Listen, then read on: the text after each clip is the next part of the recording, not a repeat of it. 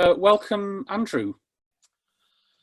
Kia ora, thank you, James. Tēnā koutou katoa. Just want to, along with James, welcome you this evening. It's great to have you along. This evening's talk, thanks for indulging me. I'm teaching a course next semester on Christianity, war and violence. And so I have been reflecting a little bit on violence and have used this passage before in a teaching context, and have come back to it because I've also currently doing research around technology, and in particular the ways in which we engage and interface with technology. And so essentially this is a bit of an exploratory reading, so I'm looking forward to the questions that will come at the end once I've offered sort of this contemporary reading. So the passage itself appears in the synoptics in Mark, Matthew and Luke, and it's a really interesting account within the Gospels. And I guess the question is, what is one to make of this? And so to start with, I'm going to offer sort of three broad typologies for the ways in which this passage has often been interpreted.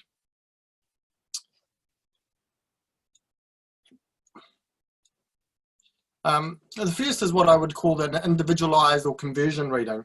And the focus in such a reading is on the interaction between Jesus and the individual in need, in this case, the demon-possessed man, who lives in a somewhat distressed state.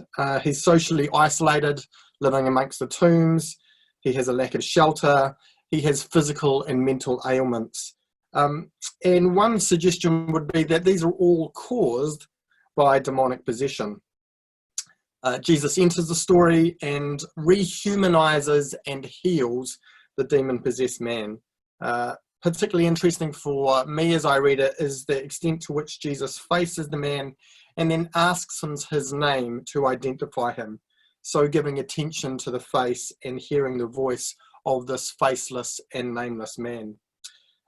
Jesus exorcises the demons that are the cause of the man's problems, and then ultimately recommissions this healed man to become a missionary in the Gentile area where he is based, to tell his story of what Christ has done.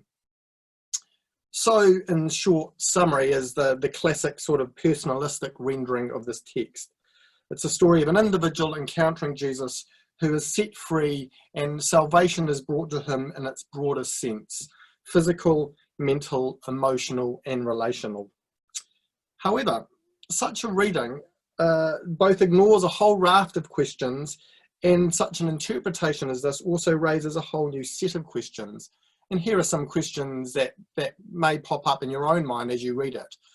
Is the man socially isolated, homeless, and with physical and mental ill health due to his possession by demons?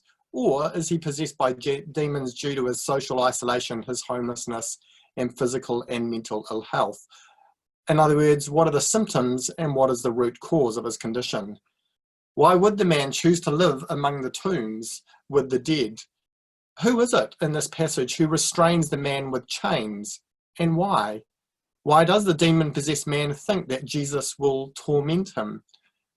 Why do the local inhabitants, upon seeing the transformation of the demon-possessed man, ask Jesus to leave their area?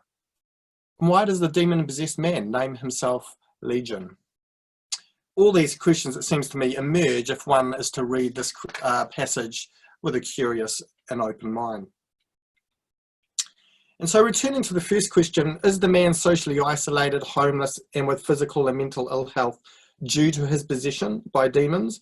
Or is he possessed by demons due to this social isolation, homelessness, and ill health? To answer such a question would require deeper reflection and explication on the nature of demonic possession, both how that was understood in first century Palestine and likewise in our contemporary modern medical world. I'm not going to engage in that task. That can be left for another day.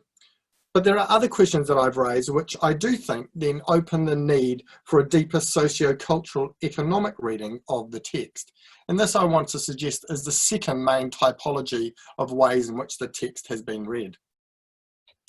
That is, how is the plight of the man tied up with the broader socio-cultural economic systems and structures within which he is embedded? And here the classic archetypal interpretation of the text is that offered by René Girard in his 1977 book, The Scapegoat. Here, the man's predicament is not that of a single individual who is arbitrarily afflicted by demonic possession. Rather, the demon-possessed man is inextricably connected, his plight is inextricably connected to those socio-cultural economic systems and structures he is embedded in.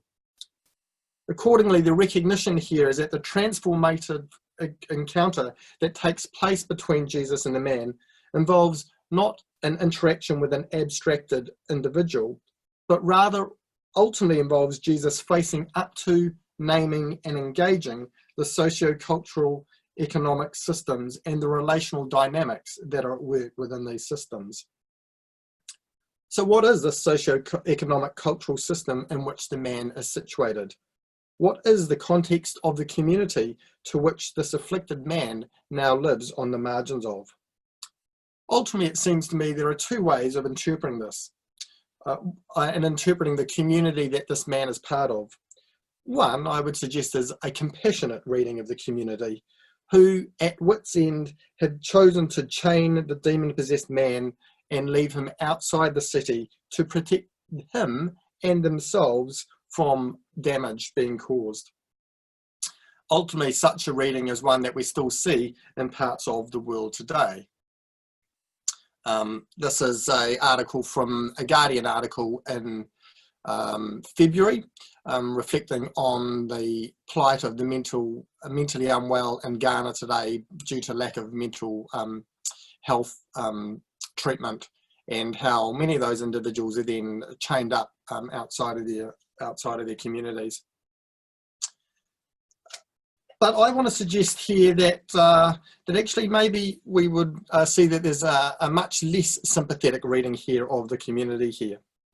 Indeed, if the relationship between the demon-possessed man and the villagers is formally one of intimacy, and which has been destroyed by the demonic possession, then why, having been set free, does the demon-possessed man, rather than celebrate the opportunity to reconnect with his village, beg Jesus for the permission to remain with him? And why does the village, having seen the transformative work of Jesus, ask him to leave as well? Ultimately, it seems there is a much darker reading of the relationship between the man and his local community. Ultimately, Jesus' actions in facing and naming the man have also exposed the dominating socio-cultural systems that have dehumanized, enslaved, and oppressed the man. The man has become a scapegoat within the village. Ostracized and alienated, he has become the other, restrained and chained by villagers, with a multitude, a legion of names given to him as names and slurs by the community. Slurs that he has imbibed into a cultural religious story, which label him as other and tell him that he is only fit for abuse at the hands of torturing deities and others. Indeed, the fact that the community's priority seems to be more on the livelihood, their economic livelihood in terms of caring for pigs, would seem to suggest that indeed the man operates here as a scapegoat to ensure social and economic harmony. Jesus is setting this man free and gives the community an opportunity to repent. But the community does not take this option. They choose the second option. The harmony and the stability of their system depends on the existence of this other. Their community operates on an exclusionary logic whereby an individual or subgroup within the community are identified as the source of evil and thus become scapegoated. Driven from society to purge the society of its problems, they are still kept close enough so that any ongoing tensions within the community, rather than destroying social harmony, can be violently visited upon the scapegoat time and time again. Such a reading obviously reads Mark in the broader context here of the gospel of Jesus coming to Galilee in Mark 1, proclaiming the good news and saying the time is fulfilled, the kingdom of God has come near. Repent and believe in the good news. The evangelion, the good news that Jesus proclaims and enacts, is not therefore simply one of facing, naming, and engaging individuals, but involves a facing, naming, and engaging with the dehumanizing and oppressive structures of the society and the underlying narratives which support these systems. Having exposed these oppressive systems of violence, Jesus now summons both the victims and the perpetrators of this violence to a new way of life. And so ends sort of the second reading, which leaves us with some somewhat unsettling questions if we were to then sort of apply this to our own contexts. Questions: to what extent do the stability and harmony of the communities we are part of, our whānau, churches, neighbourhoods, our workplaces, broader society, to what extent does that stability depend on a scapegoating system in which some are labelled as other and subjected to either subtle or explicit naming, blaming and shaming? Who in these contexts holds economic and institutional power? How do our religious and ideological narratives operate in these different contexts to serve and exclude certain people? Who are these excluded others? And how do these scapegoat narratives that we employ serve to deflect us from seeing our own violence? Third reading, though, that I want to focus on tonight is around an anti-imperial reading here. And recognising here that within the scholarship, overwhelmingly since about the 1830s, there's been a recognition here that this text operates as an anti-imperial text. General consensus among Markan scholars is that the Gospel of Mark was written somewhere between 50, but probably more likely 65 to 75 AD during Nero's persecution of Christians in Rome and during the Jewish revolt. It's written to a Gentile audience, to the church probably in Rome, who are experiencing imperial persecution, and it is loaded with military imagery and allusions. Obviously, the most obvious of those is the word legion. As contemporary readers, we often look at that word and use it metaphorically, and yet clearly in first century Roman Empire, for a Christian community gathered in Rome, this is not merely a metaphor. Living at the heart of the empire, listeners of the time would have heard the word legion and immediately understood that the story was referring to their imperial reality and their own immediate context. In that sense, it's the same as using the word Yankee in the southern states of the United States or in Latin America today. Indeed, as biblical scholar Hans Leander notes, there are a number of military allusions employed throughout the passage. Verse 10, the man begs Jesus earnestly not to send them out of the country.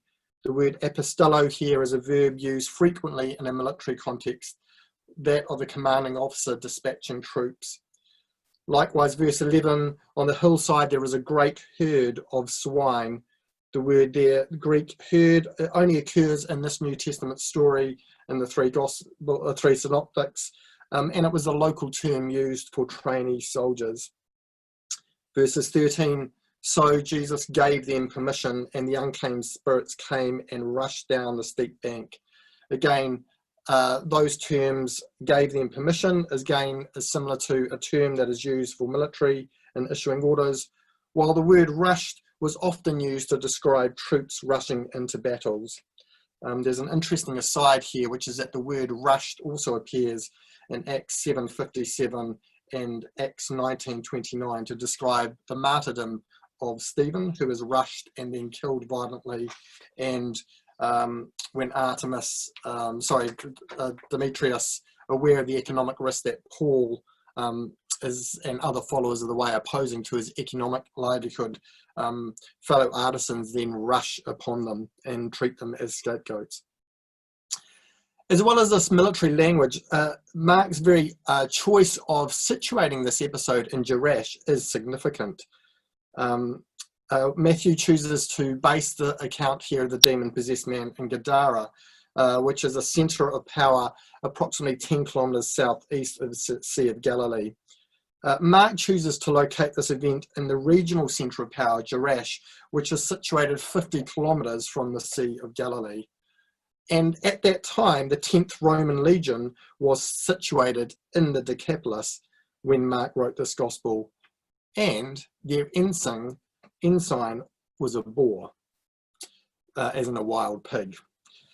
Similarly, another interesting fact here is the fact that from this this contingent of imperial soldiers, 2,000 from that legion, which is equivalent to the number of pigs in the story, were tasked with fighting the Jewish insurgents during the Jewish revolt.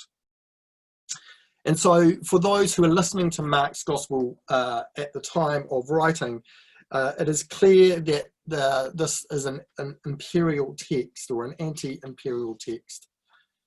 The legion of spirits beg Jesus not to be sent out of this country.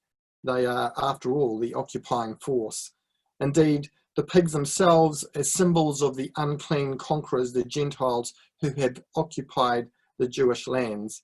And yet Jesus enters this context, and their pigs then symbolically rush over the edge of the cliff, and like Pharaoh's army, they rush headlong into the Red Sea in pursuit of their prey, and thus to their demise.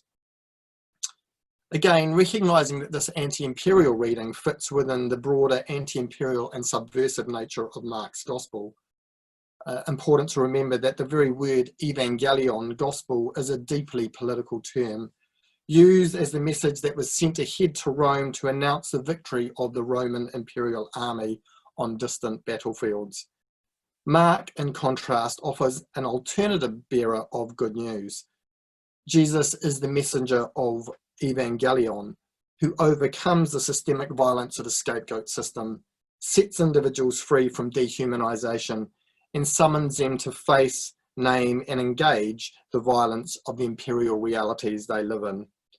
Likewise, the listeners of this gospel are summoned to join a new community of radical love, with the assurance that, as with Egypt, the imperial powers of Rome will ultimately, as with all imperial powers, be washed away, to be replaced by the reign of God's justice. And so those, it seems to me, are three broad ways of reading the text in front of us: an individual conversion typology, a socio-cultural-economic reading, or an anti-imperial reading. And indeed, rather than being seen as separate readings, I think they overlay each other. All this is interesting, of course, but what does this mean for us in our 21st century context? And so in what follows, I want to somewhat provocatively offer an analysis of how this story might, and offering a theological reading of this story, might help us and assist us to understand the forms of violence that exist in our own context, and significantly offer us a new prophetic imagination for how we then may respond. What is our current global reality, particularly with regards to questions of violence and imperialism? We live in a world where the explicit imperialism of the Cold War has come to an end with the collapse of Eastern Bloc communism in 1989. Even US hegemony and misadventures in Iraq and Afghanistan seem to suggest the decline of the US empire, such that the current president has as his motto, "Make America Great Again." In that sense, perhaps it's the most honest phrase that has come out of Donald Trump's mouth for the last 5 years, and that he recognises that America is no longer the imperial power it once was, particularly with the rise of China. Francis Fukuyama in 1989 spoke of the end of history with the collapse of communism. And indeed, there is a sense in which the last 40 years can be seen as offering an era of peace and growth, many would say brought about by neoliberal capitalism. Of course, it's naive to think that imperialism and systemic violence really has come to an end. And so in what remains of my time, I want to suggest that we live in a world where there is a nexus of techno-global capitalism and militarism. In particular, I want to give a brief outline on the idea of surveillance capitalism and the way that this is then manifested in what many are now terming an age of military digital complex. What do I mean by these terms? To understand these terms, it's firstly important or necessary to give a bit of a genealogy to these terms. And so the military digital complex can be seen as the next iteration of the military industrial complex. In a famous memorandum given by Dwight Eisenhower at the end of the Second World War, written to the chiefs of staff and others involved in the war effort, he writes, "The future security of the nation demands that all those civilian resources which by conversion or redirection constitute our main support in time of emergency need to be associated closely with the activities of the army in times of peace. Proper employment of this civilian talent requires that the given civilian agency shall have the benefit of our estimates of future military problems and shall work closely with plans and the research development authorities. The most effective procedure is the letting of contracts for aid in planning. The use of such a procedure will greatly enhance the validity of our planning as well as ensure sounder strategic equipment programs. It is our duty to support broad research programs and educational institutions in industry and in whatever field might be of importance to the Army. Close integration of military and civilian resources will not only directly benefit the Army, but indirectly contribute to the nation's security." Eisenhower here in his memorandum emphasised the continuation and deepening of the close and continuing contractual relationship that had developed between military and civilian scientists, technologists, industry and universities during the Second World War. 15 years later, having served for 8 years as president, Eisenhower expressed his misgivings about this close relationship between military and industry that he had once advocated for. In his closing farewell speech as president broadcast on January the 17th, 1961, Eisenhower, for the first time, utilises the term military-industrial complex and warns against the dangers of this symbiotic relationship. In his speech, he says, "This conjunction of an immensely military establishment and a large arms industry is new in the American experience.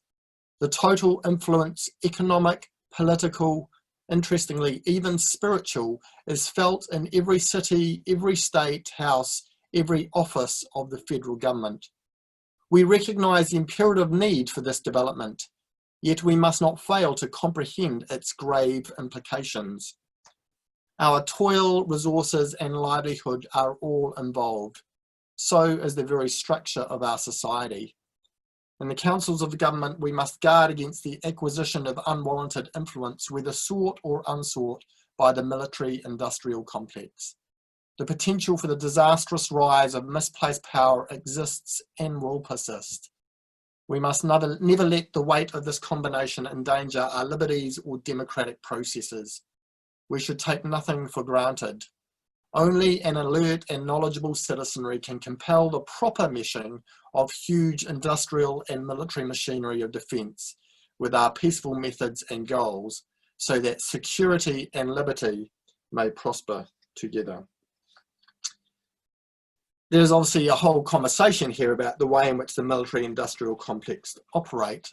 In a previous lecture I gave as part of the Faith and Thinking series in April, I reflected on plastic and how plastic finds its origins really as a consumer product in the Second World War, and then ultimately becomes a product then which is given out to mass markets, consumer markets, after the Second World War.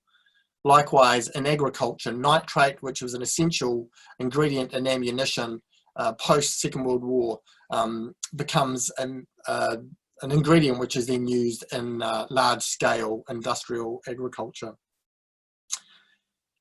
I want to suggest that, and this is picking up here, this is not from me, from other commentators, that we're moving into a new period of global technological capitalism.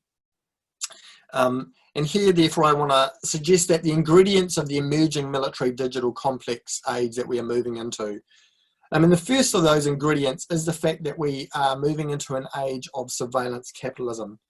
Shoshana Zuboff is a professor at Harvard University. This is her sort of magnum opus that came out in 2019. And in her book, she reflects on the way in which capitalism is evolving and changing in a digital age as we move from an industrial age to a digital age. And so very quickly, this is quite critical for understanding what comes later, and this book is well worth reading. She offers three models of thinking about how the digital economy operates. And she suggests, first of all, that what we have, or what we had at the early days of the internet, was what she says was a behavioural value reinvestment cycle, which is as we as users were using the internet, and that gathered a whole lot of data on our use of it, behavioural data, which then went through a process of analytics, which improved the system so that our engagement with internet and search engines, etc., was made better and better and better. And all the excess data that was produced through our engagement with those platforms was, she suggested, in the early stages, essentially exhaust. It went out the back door and it was ignored. In the book, she then traces the way in which ultimately large technology companies began to realize that rather than being exhaust, which was pointless and useless, that actually the data that was being produced, actually, if enough of it was captured, became very, very significant resources. And so she suggests that we've moved into a new period. She suggests that there is the discovery of behavioural surplus. And what takes place here is that the original internet, I guess, cycle that takes place, which is down the bottom, the user engages, has a whole lot of data, which goes into analytics, which improves our use of internet service providers and search engines. Ultimately, that data that we are producing, which is recording all our information about our searches, about our locations, what we're interested in, what we're purchasing, what grabs our interest, all that data ultimately, rather than being exhaust, begins to be seen as a surplus that needs to be captured.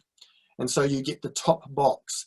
And she says that it is the surplus of that data which ultimately creates the new means of production and therefore leads to the evolution in capitalism, because it's a new resource that is actually being produced. The new means of production is that surplus, which is run through enormous computer systems with exceptionally complex algorithms, which begins to offer predictions about what we will do in the future, producing prediction products up there on your right hand side. This produces a market and future behavior where the system can begin to guess that if we bought a pair of Nike shoes last time, that we're much more likely to buy a pair of Nike shoes next time. And therefore that markets and future behavior that can then be sold to advertisers and others who will then advertise on the platforms to grab our interest. And so you produce a surveillance revenue. Those companies now start making money.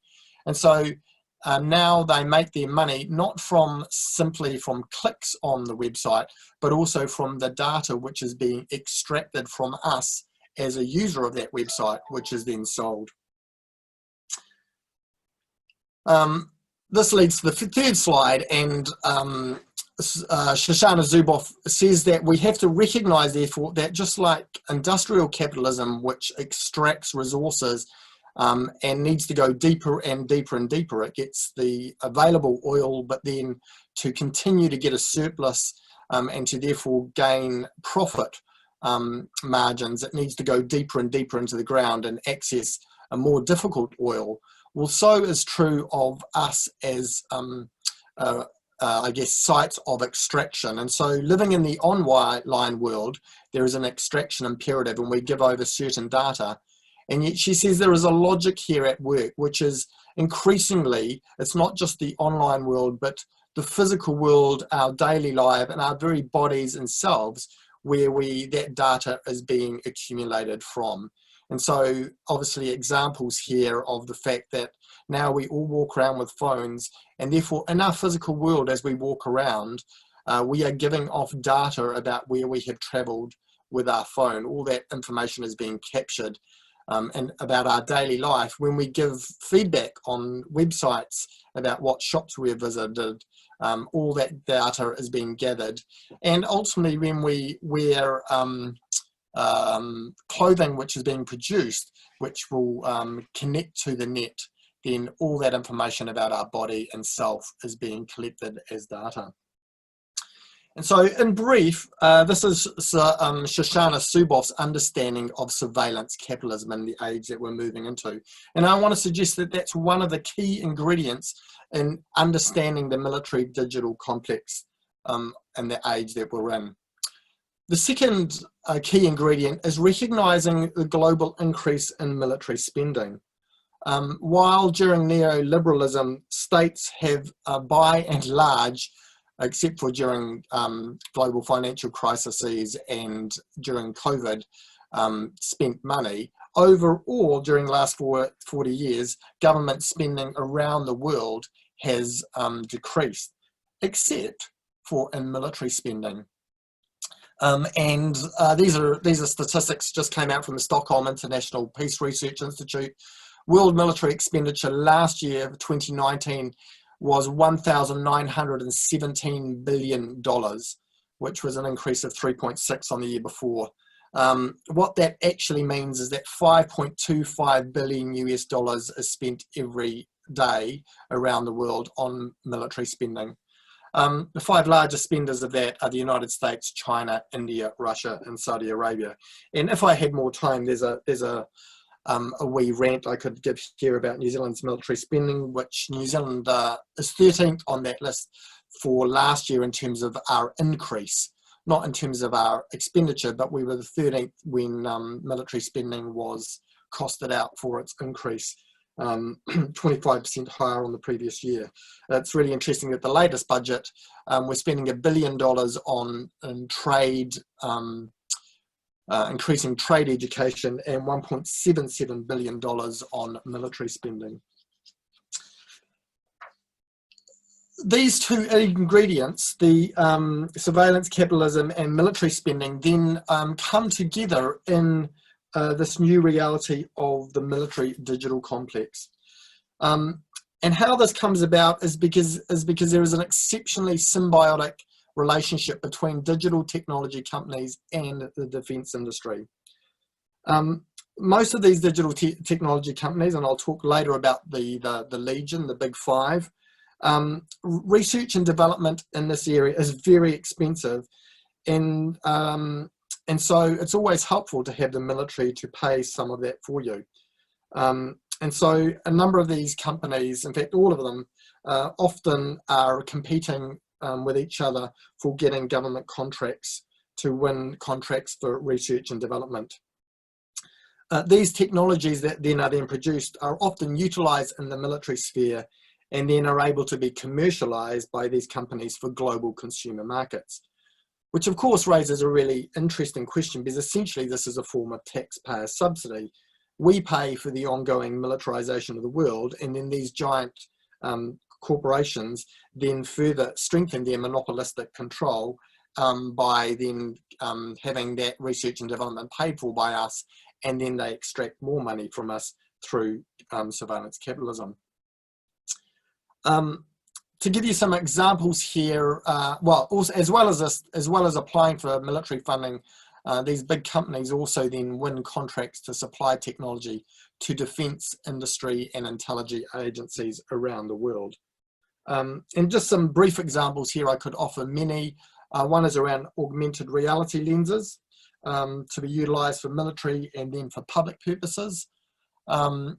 Some of you will remember maybe 3 or 4, probably about 4 years ago, the phenomenon of Pokemon Go, which was one of those games where you walked around with your phone and you, it was an augmented world. And so as you walked around the physical world, this wasn't because someone, a bored programmer, wanted to know what to do. This was because this was a very helpful way to begin to develop technology that the military was interested in, which was how could one create augmented reality lenses. In November 2018, Microsoft won a $480 million deal to develop the US military's augmented reality program. Both the Israeli and the US armies already use these HoloLenses for drills, but this contract was designed to enable them to use them in conflict. Other areas where the spending goes on is in artificial intelligence, particularly around drone technology, and in particular around facial recognition. And for those who are watching the news, you will have been aware earlier in the year the extent to which increasingly there's discussion from civil liberties groups around the way in which facial recognition is being used in the UK, in the United States, and probably the most striking example of this is in China, where your face is recorded or captured as data, and then the government can prevent you from accessing certain resources if one has, I guess, been, the easiest way to say would be a naughty boy or a naughty girl. The other interesting, or the other area where these digital technology companies spend a lot of money and therefore win defence contracts, both for research and development, is the gathering and analysing of big data.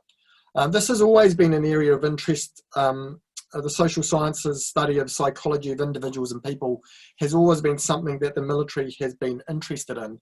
Particularly during the Cold War period, the US military poured huge sums of money into social psychology, working, in fact, much of the foundational work on personality traits and on social dynamics such as conformity, obedience to authority, and polarization stems from this initial research, which was done by universities around the world and paid for by military funding.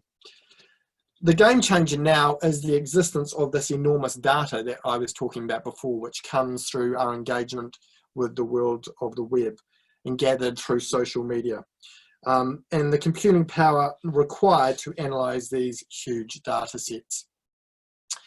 The other symbiotic relationship between the defense industry and these big technology companies is one of personnel. This is the Pentagon Defense Innovation Board. And it's a board set up in 2016 by the Pentagon to bring innovation to the US military. Two names are particularly interesting there. One is Milo Meaden on the right-hand side, who's a Google vice president, and the other is Eric Schmidt on the left-hand side, who's a former boss of Google. Later became the director of Google's parent holding company, Alphabet, and who now has relinquished those roles to become the chair of this Pentagon Defense Innovation Board. In a expose newspaper article piece in The Observer in 2019, Carol Calder drew attention to the close relationships and what she saw as a deeply worrying relationship between the key movers and shakers of these giant digital technology companies, the defense establishment, and political actors seeking power. One example she gave was Sophie Schmidt, who's the daughter of the Alphabet founder there, Eric Schmidt, who was an intern at the same group where Cambridge Analytica, which we'll come back to later on, belonged to. Cambridge Analytica being owned by a major supporter and donor of Donald Trump by the name of Robert Mercer. Robert Mercer encouraged Alex Nix, who was the CEO at that point of Cambridge Analytica, to emulate the company Palantir, which was established by Peter Thiel, who is a venture capitalist who had received funding from the CIA to produce a data analysis program. Peter Thiel shot to fame in New Zealand because he, during John Key's reign, was a person who was able to bypass the Overseas Act and buy land down in Wanaka as his bolt hole. And so there's this close connection between the military industry and the these technology companies. All of which therefore leads me to, I guess, a contemporary contextual reading. All of that is background to say, what does it therefore mean for us to maybe read Mark 5 in our immediate context?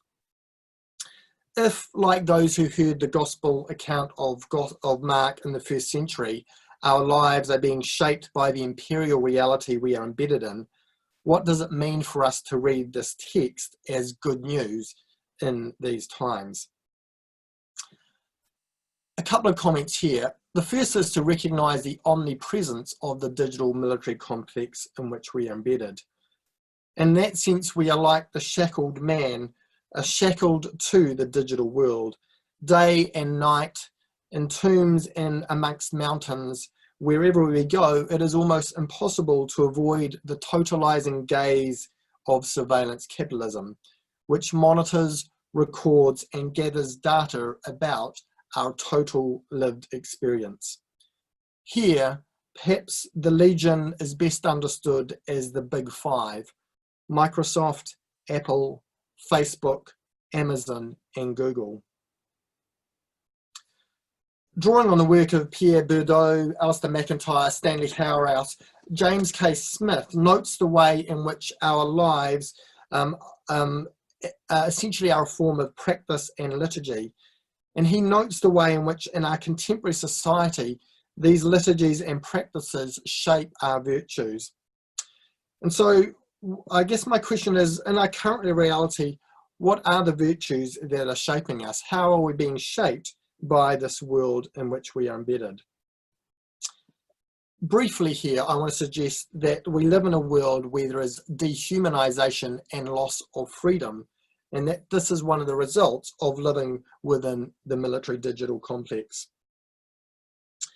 Within the world of surveillance capitalism, society ultimately is reduced to simply a collection of individuals who produce the raw data that keeps this economic system running. In the age of surveillance capitalism, we are, as Alistair McIntyre would say, in a world after virtue. There is no narrative or common good. Narrative of the common good.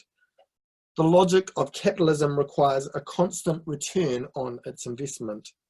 And thus, Zuboff's system of surveillance capitalism requires a constant feeding of behavioural data to make the predictions and therefore to create ever-expanding markets in human behaviour. Just like the physical empire, whether Rome or other forms of military empire throughout history, the imperial nature of surveillance capitalism has to grow. It's always needing to expand to secure more resources and to gain surplus return on its investment. As with the Roman imperial machine, which inevitably involved dehumanization, so too in our contemporary system, humanity is reduced either to purely a digital consumer, that is an emotive expressivist who expresses their values online and therefore offers further data to the algorithms, thus giving greater predictive power. And in that sense, we maybe constitute that community within the Mark 5 story. There are also those who are involved within the system, that is maybe the Roman legionnaires. And then there are those within the system who internalize and then either enact the implicit violence embedded within the system, or who become the recipients of this violence. And here I want to suggest two ways of thinking about this. One is the way in which the system that we live within and the implicit and then at times explicit violence within it shapes individuals. One is to think about the way in which the system leads to the radicalization of young men, whether Muslim or white extremists. We often encounter these young men who live on the margins of society, immersed in a world of dark web, or literally being involved in the 4chan internet community. Like the demon-possessed man, their self-identity is constructed within the system.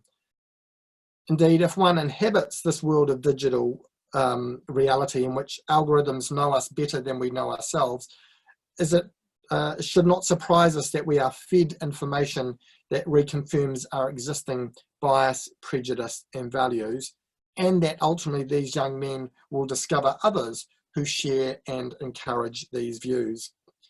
And so I want to suggest there is a very dark side to this sort of reality we live in, which is the young men such as Dylan Roof, who was a shooter involved in the shooting of the Black church in South Carolina in June 2015. The other obviously though victim within this way of understanding this narrative is the other, to be feared and scapegoated, whether they be Black lives, Muslims or Africans fleeing from Europe, or Hispanics fleeing from Latin America trying to cross the American border. And here it's worth just reflecting on how this actually happens. How is it that these people become othered within the system? And the example here one might want to consider here is the story of Cambridge Analytica and the US elections. Again, many of you will have followed this over the last couple of years, but briefly, Facebook and social media sites were data mined and then involved in targeted advertising. What this means is that these platforms were not working for the common good, but rather unwittingly were deliberately being exploited and reinforcing and encouraging the deepening of prejudices. These sites ultimately exacerbated social divisions and fostered misunderstanding deliberately between people. One might recognise here the way in which digital technology companies are therefore inextricably involved in fostering the culture wars that we see taking place within the US and the UK at the moment. The legion of digital technology companies indeed recognise that their sites can be places where violence and hatred is promulgated, but there seems to be an incapability or an unwillingness to make changes or to regulate. Arguably, because to do so challenges the very model of surveillance capitalism, which requires more and more and more data to constantly be captured. This leads therefore to an interesting reflection as I close around the Christchurch call and the Global Internet Forum to Counter Terrorism, which was set up in 2016 but really got given the kickstart after the Christchurch shooting and after Jacinda Ardern's Christchurch call for the work of digital technology companies to be more earnest in countering the material of hate that turned up on their websites. The Global Internet Forum for Counter-Terrorism is limited, to be a member of it, it's limited to companies operating internet platforms and services. And so current members involved include Facebook, Microsoft, Twitter, YouTube, Pinterest, Dropbox, Amazon, LinkedIn, and WhatsApp. A large number of those actually are all owned by Alphabet, which is the larger Google holding company. The specified requirements for being a member of this forum include explicit prohibitions on terrorist and violent extremist content, a commitment to transparency, and a pledge to respect human rights. Of course, this raises really interesting questions, which is the creation of a self-regulating oversight institution, and bearing in mind the extremely opaque nature of these companies and their exceptional connection with the Western military and intelligence agencies. This raises a fascinating conversation on how one is to understand the way in which they use the terms transparency and human rights. How can one expect these companies to protect human rights while they are opaquely collecting data and passing this on to Western military and intelligence agencies? And so to end, how might we respond to this? How might there be a sense in which the Mark story offers new ways forward in terms of our imagination? Essentially what I've done is tried to outline the significance of the first two tasks, which is facing and naming. That is, confronting and acknowledging the reality of the world that we live in, the nexus of surveillance capitalism and the existence of a military digital complex. Naming is to identify the features of the system to identify and name the legion, and to note how the system operates. Engaging? In the Markan story, the demon-possessed man faces and names his reality, and in doing so, he is set free from his bondage to the web of violence he has been caught within. Understandably, the demon-possessed man seeks to leave the world he has inhabited to be with Jesus, his liberator. And yet for Jesus, true freedom for the individual comes in being an active part of announcing and enacting the inbreaking kingdom of God, thus engaging in the practice of non-violent liberation. And so the man is commissioned to return to the Decapolis to proclaim the radical, liberating good news. And likewise, for those who hear Mark's gospel, they are sent or commissioned to live their lives in Rome at the very heart of the empire. And so in our contemporary context, what might a faithful response be? And so I have 4 brief reflections here. One is employee revolt, and recognising here the large number of employees from these large companies who are not necessarily fans of the military use of technology. And because of time here, I won't go into this, but over the last few years, there have been a number of occasions where employees within these companies have written open letters refusing to be involved in projects where, in particular, artificial intelligence is going to be used for military purposes. Second reflection here is the case of whistleblowers. And there are a number of those who obviously have struck to prominence over the recent years. There's a quote here from Chris Wiley, who was the whistleblower on the Cambridge Analytica case. And he writes, reflecting on this experience, he says, in the beginning, you're just building databases. It feels very mundane. You're asking people lots of questions. You're playing with models. It doesn't feel like you're going to hurt anyone. In some ways, I distance myself from the reality that these are people. But then when you start to see things like video footage of some of the focus groups that Cambridge Analytica was doing, you realize you were provoking paranoid ideation. You're racializing people's thinking. It really starts to hit home that you have ended up contributing to manipulating these people's worldviews to a point where they believe things that aren't true and are engaging in harmful actions and thinking harmful thoughts. You promote racialized thinking at scale, or you provoke and encourage misogynistic viewpoints, and you end up harming society. That really bothered me. And I just sort of sat back and was like, what the hell am I doing? On top of that, we had all kinds of really unusual meetings with some really unsavory people. And I just built to the point where I was just like, I can't do this. I'm not going to do this. And then finally, final example is bringing it closer to home, is to reflect on a case in New Zealand, which is the ploughshares movement in 2008, and the work done at Waihopai in terms of deflating one of the balloons, one of the balloons around the satellites there, which is gathering metadata from New Zealand telephone calls. And that's a story in of itself, which is told by A.D. Leeson and others in a book published a couple of years ago by Victoria University Press. And then finally, at a individual level, what does it mean for us as individuals and communities to somehow to break free from this overarching system and to sow good news into it? So some questions to consider now that I have come to my end. To what extent are we really able to break free from the military digital complex? To what extent are the emerging digital technologies, often funded by defence industry and developed for military application, able to shape communities of empathy and compassion?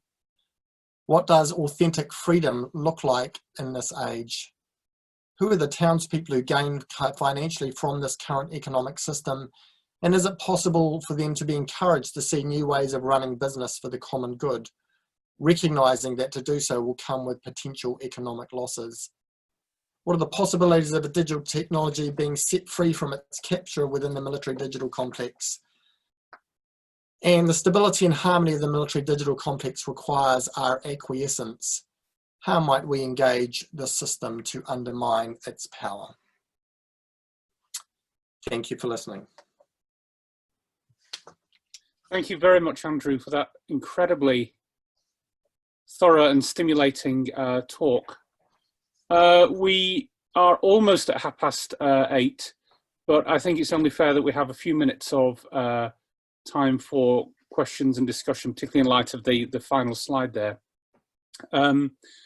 Are you okay fielding a few questions, Andrew? Absolutely, and my apologies for running over time. Okay.